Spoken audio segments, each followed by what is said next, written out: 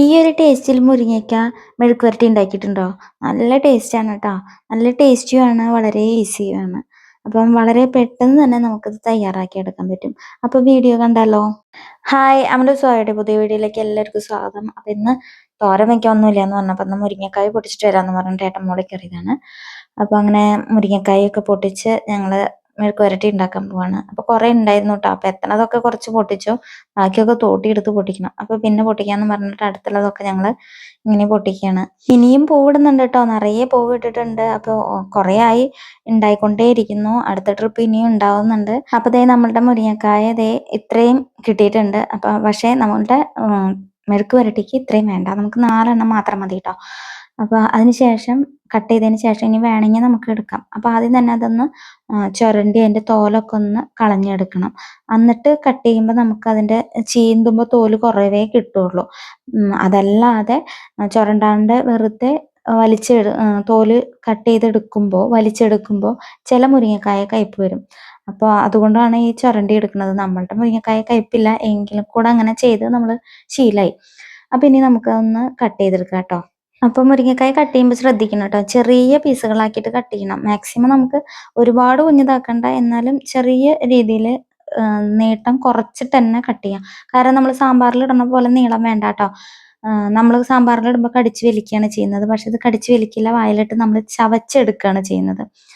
അപ്പോഴാണ് അതൊരു ടേസ്റ്റ് കിട്ടുക. കടിച്ച് വലിക്കുമ്പോൾ നമ്മൾ മെഴുക്ക് പുരട്ടി ഉണ്ടാക്കുന്ന എണ്ണയും ഉള്ളിയുടെയും ഒക്കെ ടേസ്റ്റ് ഫുള്ളായി കിട്ടണമെന്ന് വെച്ചാൽ നമ്മൾ വായിലിട്ട് ചവച്ചെടുക്കണം. അപ്പോൾ ഇതേപോലെ നമുക്ക് മുരിങ്ങക്കായ കട്ട് ചെയ്തെടുക്കാം. മുരിങ്ങക്കായ പല ടേസ്റ്റിലും നമുക്ക് വെക്കാം കേട്ടോ.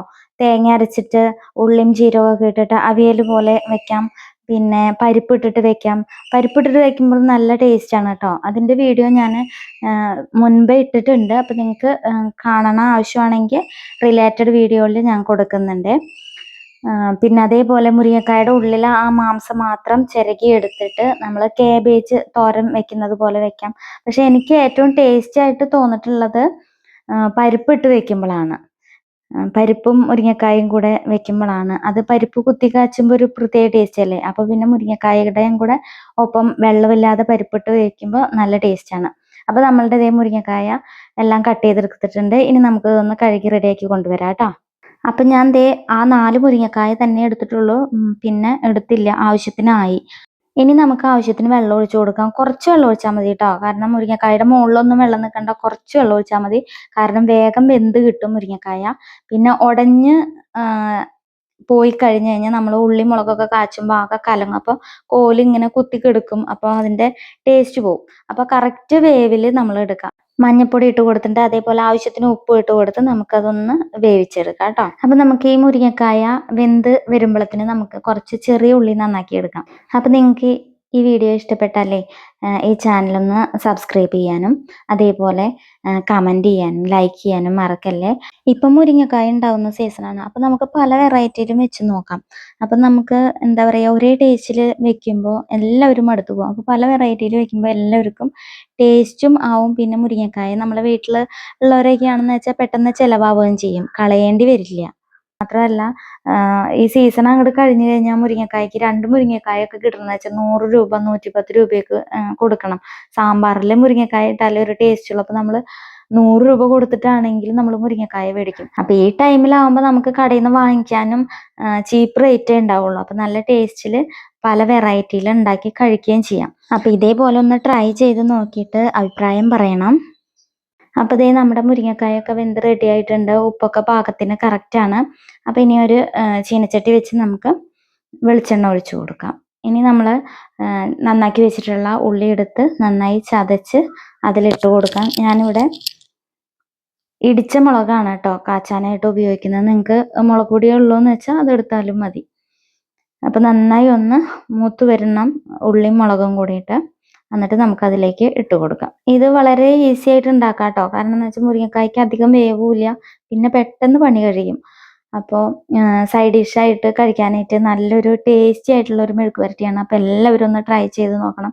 നമ്മളിത് വായിലിട്ട് ചവച്ചെടുക്കുന്ന ടൈമിൽ നമുക്ക് ചോറുണ്ണാൻ പറ്റില്ല. പക്ഷെ നമ്മൾ ഈ മെഴുക്ക് വരട്ടി ഉണ്ടാക്കി കഴിഞ്ഞാൽ നമ്മൾ അത് തന്നെ കഴിച്ചുകൊണ്ടിരിക്കും. ചോറുണ്ണാൻ അധികം ശ്രമിക്കില്ല കേട്ടോ. കാരണം ചോറും ഇതും കൂടെ നമുക്ക് കഴിക്കാൻ പറ്റില്ലല്ലോ. അപ്പോൾ നമ്മൾ മെഴുക്ക് വരട്ടി തനിയെ ഇരുന്ന് തിന്നും. അപ്പോൾ എന്ന് വെച്ചാൽ നല്ല ടേസ്റ്റ് കൊണ്ടാണ് കേട്ടോ അത്. അപ്പോൾ ഒരു തവണയെങ്കിലും ഒന്ന് ഉണ്ടാക്കി നോക്കി നോക്ക്, നല്ല ടേസ്റ്റാണ്. ഒരു തണ്ട് കറിവേപ്പില ഇട്ട് കൊടുത്തിട്ടുണ്ട്. അപ്പം നമ്മുടെ ഉള്ളിയും മുളകും ഒക്കെ നന്നായി മൂത്ത് വന്നപ്പോൾ മുരിങ്ങക്കായ ഇട്ട് കൊടുത്തിട്ടുണ്ട്. ഇനി ഒന്ന് നന്നായി എല്ലാ മസാലയും ആ ഉള്ളി മുളകൊക്കെ ഒന്ന് പിടിക്കാൻ വേണ്ടിയിട്ട് നന്നായി ഒന്ന് ഇളക്കി കൊടുത്തിട്ട് നമുക്കൊരു 1-2 മിനിറ്റ് ഒന്ന് മൂടി വെക്കാം. അപ്പോൾ ആ ആവിയിൽ അതിൻ്റെ എല്ലാ എരിവും വെളിച്ചെണ്ണയും ഒക്കെ കൂടെ അതിലേക്ക് പിടിക്കും. അപ്പോൾ ഈ ടൈമിലാണ് നന്നായി വെന്ത് ഉടയരുതെന്ന് പറഞ്ഞത്. അപ്പോൾ ഇങ്ങനെ ഇളക്കാൻ നമുക്ക് പറ്റില്ല. നന്നായി ഉടഞ്ഞു കഴിഞ്ഞാൽ കോലൊക്കെ ആയിട്ട് ഇങ്ങനെ കിടക്കും. അപ്പോൾ നമുക്ക് കാണാനും ഒരു ഭംഗി ഉണ്ടാവില്ല. അതുപോലെ കഴിക്കുമ്പോഴും ഇങ്ങനെ വായിൽ കുത്തിക്കൊള്ളണ പോലെ തോന്നും നമുക്ക്. അപ്പോൾ ഇതൊക്കെ ആരെങ്കിലും വരുമ്പോഴൊക്കെ ഇതുപോലെ വളരെ എളുപ്പത്തിൽ വളരെ സിമ്പിളായിട്ട് നമുക്ക് കറികളുടെ കൂട്ടത്തിൽ കൂടെ ഒരു എക്സ്ട്രാ കറിയും കൂടെ കൊടുക്കാനായിട്ട് നല്ലൊരു ഐറ്റമാണ്. നല്ല ടേസ്റ്റുമാണ്. എല്ലാവർക്കും ഇഷ്ടപ്പെടും. അപ്പോൾ എല്ലാവരും ഒന്ന് ട്രൈ ചെയ്ത് നോക്കാം. അപ്പോൾ വളരെ സിമ്പിളും ടേസ്റ്റും ആയിട്ടുള്ള മുരിങ്ങക്കായ മെഴുക്ക് വരട്ടി റെഡി ആയിട്ടുണ്ട്. അപ്പോൾ എല്ലാവർക്കും ഒരുപാട് താങ്ക് യു. അപ്പോൾ അടുത്ത വീഡിയോ ആയിട്ട് വീണ്ടും വരാം. ഇഷ്ടപ്പെട്ടാൽ ഷെയർ ചെയ്യാൻ മറക്കല്ലേ.